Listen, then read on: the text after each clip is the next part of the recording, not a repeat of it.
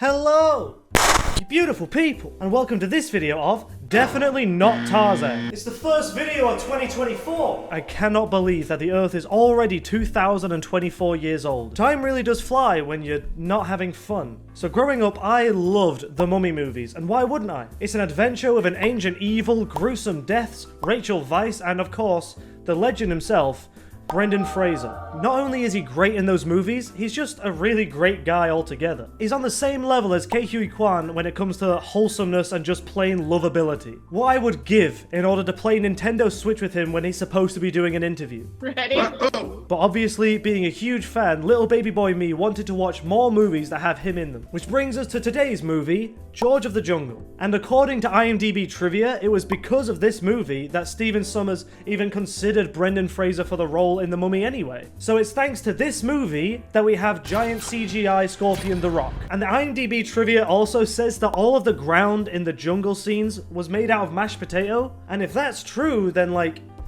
why? Just why? Could they not just get some dirt? Like it didn't have to be genuine jungle dirt. Just any dirt will do. I just can't imagine that it's that much cheaper and easier to use like 4 metric tons of mashed potato instead of just getting some dirt. So George of the Jungle was an old cartoon that ran from 1967 to 1970, and then there was the 2 live-action movies. Yes, there's 2 of them. Then in 2007, they tried to revive it with a skinny George, and then it died again in 2008. Then they tried to revive it again in 2016, but this time with a buff George, and it still died within a year and stopped airing in 2017. And it's just... there have been so many amazing shows that have been cancelled without the slightest chance of being revived. But for some reason, they decided to bring back George of the Jungle 3 separate times, only for it to fail every single time. I will never understand Hollywood. But I remember liking this movie a lot when I was younger, so let's see if it was because of my stupid little mushy brain, or if it's actually decent. We open the movie with an animated intro that explains that we are in Bukavu, where a plane crash landed and a baby was lost. That baby, of course, being George. And what a tragic backstory. I have no idea if his parents are still alive or if they're just some random bloodstain in the middle of the jungle somewhere. But now we are officially introduced to our main character. He is swift, he is strong, he is short, he is smart. He is unconscious. One thing I completely forgot about this movie is how important the narrator is to a lot of the comedy. Well, I forgot about the narrator altogether, to be honest, but I'm glad he's here. It gets really meta as well, but we'll see more of that as we go along. We're also introduced to Ursula, who is very rich, and has pretty much only come to the jungle in order to get away from her fiancé, who is, of course, Sandman from Spider-Man 3. Hello, Busham Burns. What are you doing here? His name in this is Lyle, but I'm just gonna keep calling him Sandman because...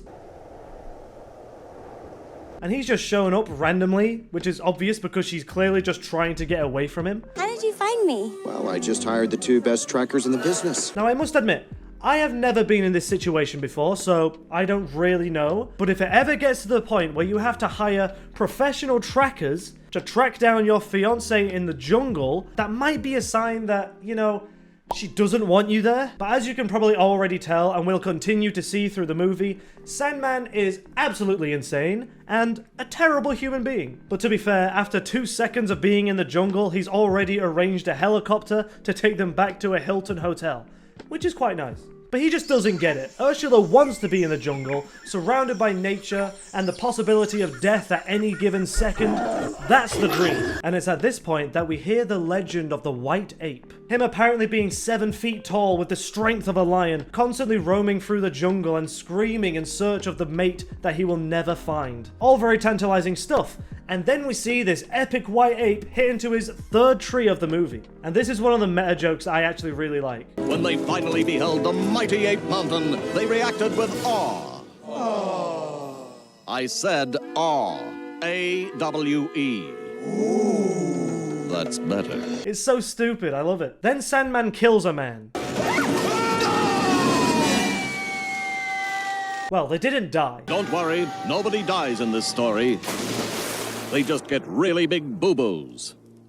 What did I tell you? But it's never brought up again. Like, surely everybody else should have given him a really big boo-boo just to make things even. And then he drags Ursula away from the group to find a wild gorilla in the middle of the jungle So, the worst thing to do ever, and instead of finding a gorilla, he finds a lion, the king of the jungle that never actually lives in a jungle. But don't worry, because George comes in and beats the ever-loving shit out of this lion. After hitting into another tree, which is the 4th time in the first 10 minutes of this movie, but he's doing clotheslines, Rubber tree. Always good for clothesline. spinning it around above his head like a Looney Tunes character, backbreakers, dropping elbows. This poor lion is absolutely destroyed. And then George pretty much just kidnaps Ursula and knocks her out with another tree. So Sandman only sees him like running away with her unconscious body, so he obviously assumes that she's been taken against her will, which she has. He saved her life and then accidentally knocked her out with a tree and is now just taking her home.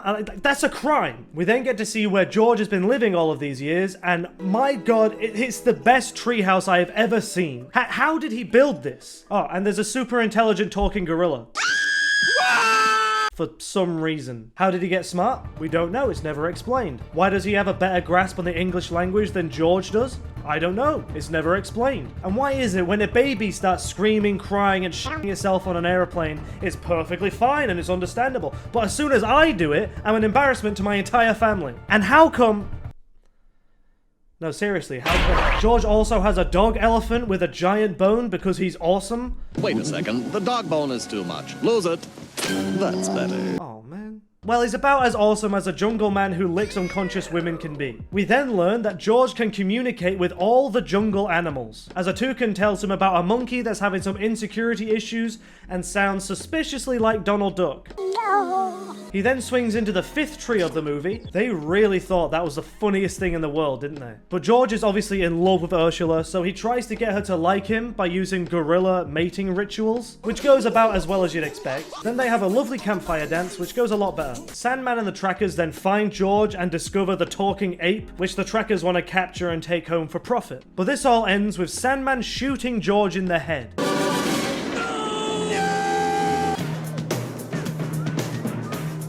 Which leads us into the 2nd phase of the movie, where Sandman is in African jail and George ends up in San Francisco, which is honestly a good idea. Seeing a jungle man in the big city could lead to all kinds of wacky shenanigans, like ripping a car door off its hinges with his skull.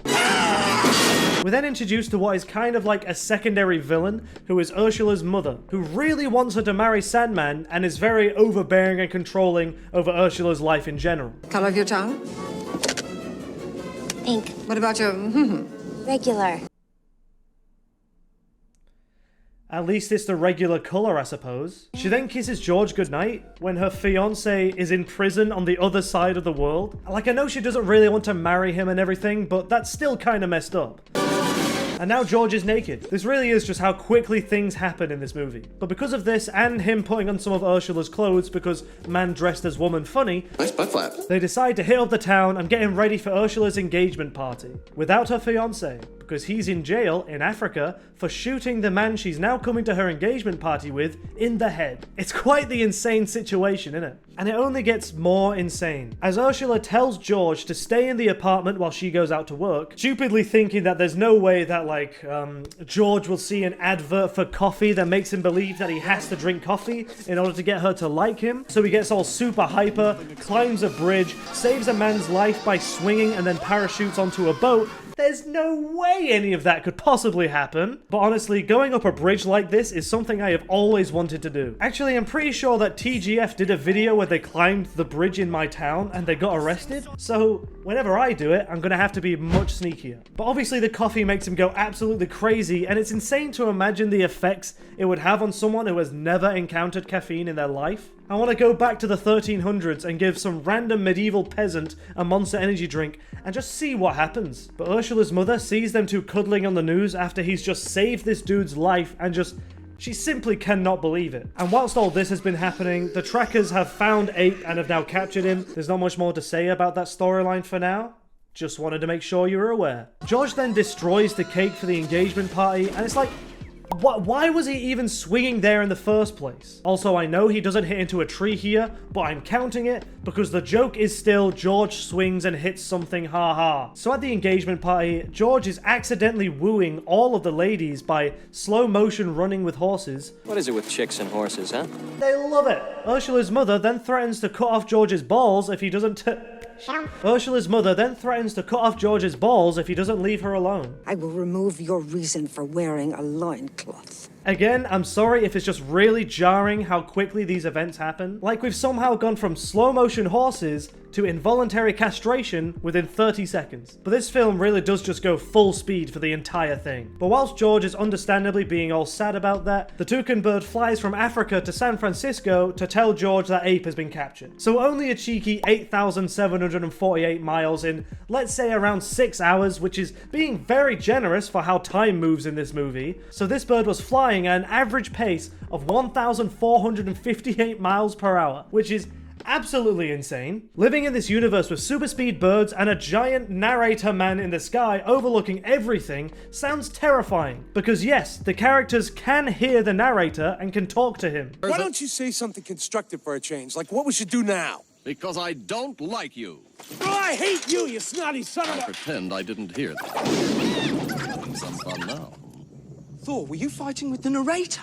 Well, he started it. Did not? Which brings up so many questions. Is the narrator just God? Is he somehow directly influencing the story? But he can't be, because otherwise the characters wouldn't be able to argue back. Can everybody in the world hear the narrator? Or does everybody get their own group narrator when he starts watching their specific situation? Because it doesn't seem like it's one of those one narrator per person type of thing. Is he like the Watcher in Marvel? There's so many questions that will just never be answered. But Ursula also sets off after George because she loves him, but George has already arrived in Africa as a UPS parcel, slaps on the best product placement I've ever seen, and runs for 2 days straight until he finds his treehouse, where he also finds Ape and the trackers. And what follows is truly the most incredible depiction of a live-action cartoon-style fight scene that I have ever seen. He gets punched out of his shoes, there's armpit attacks, coat swapping, whatever this is, fart jokes, tickling attacks, and this.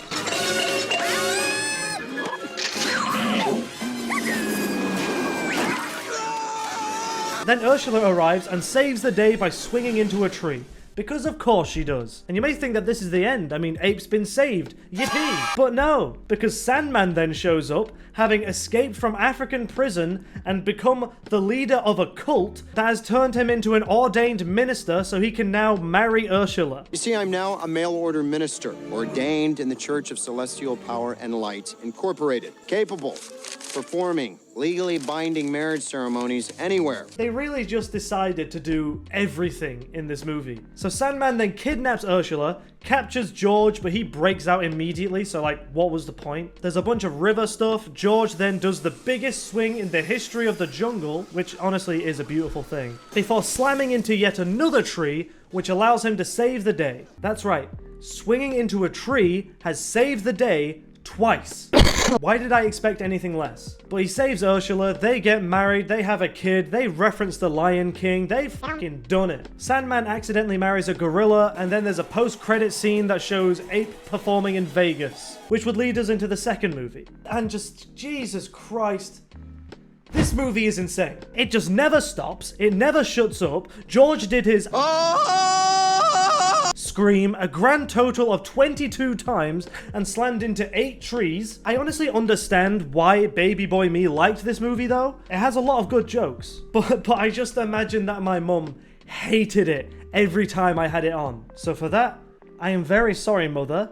You put up with a lot of stupid stuff that I watched. But thank you guys so much for watching. It really is just great to be back. You know, just please like and subscribe. It really does mean a lot to me. And we're still slowly working our way towards 1,000 subscribers, so it's really appreciated. And if you do, then I will gather 4 tons of mashed potato and eat it all on a live stream to see just how much mashed potato is too much mashed potato. Have a great day.